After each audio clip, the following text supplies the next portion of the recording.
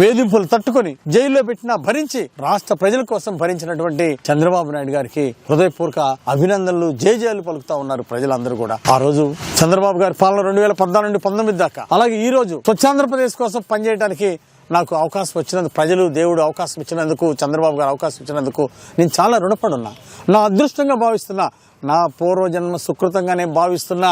నేను ఒక శాసనసభ్యుడిగా చంద్రబాబు గారి ఎన్డీఏ ప్రభుత్వంలో ప్రజల కోసం సేవ చేయడానికి, స్వచ్ఛాంధ్ర కార్యక్రమంలో భాగం పంచుకోవడానికి, ప్రతి గ్రామాన్ని అభివృద్ధి చేయడానికి, ప్రతి గ్రామంలో పారిశుధ్యాన్ని అభివృద్ధి చేయడానికి, మెరుగుపరచడానికి నాకు భగవంతుడు అవకాశం ఇచ్చినందుకు, ప్రజలు అవకాశం ఇచ్చినందుకు నేను చాలా గర్వపడుతున్నా, సంతోషపడుతున్నా. తప్పనిసరిగా మహాత్మా గాంధీ గారి ఆశయాలకి కట్టుబడి పనిచేస్తా. మహాత్మా గాంధీ గారి ఆశయ సాధన కోసం నేను పునరంకితం అవుతున్నాను.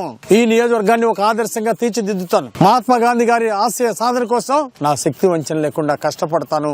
దానికోసమే ఈ రోజు ఈ క్షణం నుండి నేను పునరంకితం అవుతున్నానని చెప్పి ఈ సందర్భంగా తెలియజేస్తూ, ఈ రోజు మన రాక్షస పాలన పోయింది. ప్రజలు ఆశీస్సులు ఇచ్చారు, దేవుడు ఆశీస్సులు ఇచ్చాడు. రాక్షస పాలన తుదముట్టించారు ప్రజలు. ఈ రోజు మళ్లీ రాజ్యాంగాన్ని గౌరవించే, ప్రజాస్వామ్యాన్ని గౌరవించే, మహాత్మా గాంధీ గారి ఆశయాలు సాధించే ఎన్డీఏ ప్రభుత్వం, చంద్రబాబు గారి పాలన ఈ రోజు మన ఆంధ్రప్రదేశ్ రావడం, ఈ రోజు ప్రజలందరూ కూడా చాలా సంతోషిస్తున్నారు. 2027 కల్లా స్వర్ణాంధ్రప్రదేశ్ సాధిస్తాం. స్వచ్ఛాంధ్రప్రదేశ్ ని దేశంలోని ఆదర్శంగా తీర్చిదిద్దుతాం.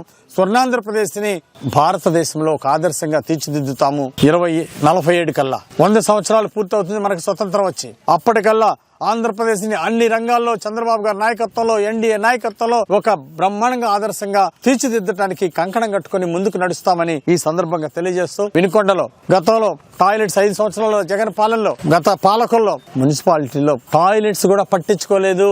టాయిలెట్స్ కి వెళ్తే దుర్గంధం వాసన వస్తుంది.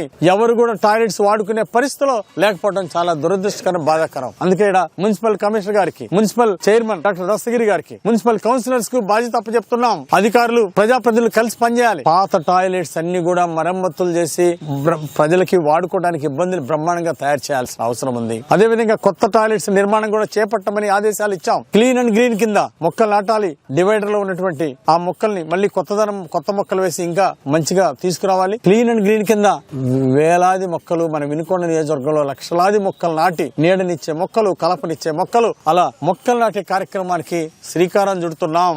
వినుకొండ ప్రాంతాన్ని రాష్ట్రంలోనే ఒక ఆదర్శంగా తీర్చిదిద్దుతాం. అలాగే కొత్తగా బస్ షెల్టర్స్ నిర్మాణానికి శ్రీకారం చుడుతున్నాం. ఈరోజు ప్రజలకి ప్రతి రూట్ లో కూడా బస్ షెల్టర్ ఆవశ్యకత ఉంది. ఎండలో నిలబడి, వర్షంలో తడుస్తూ బస్సుల కోసం ఎదురు చూస్తున్నటువంటి పరిస్థితి రోజు ఉంది. ఆ పరిస్థితి పోవాలనేది మా ఆలోచన.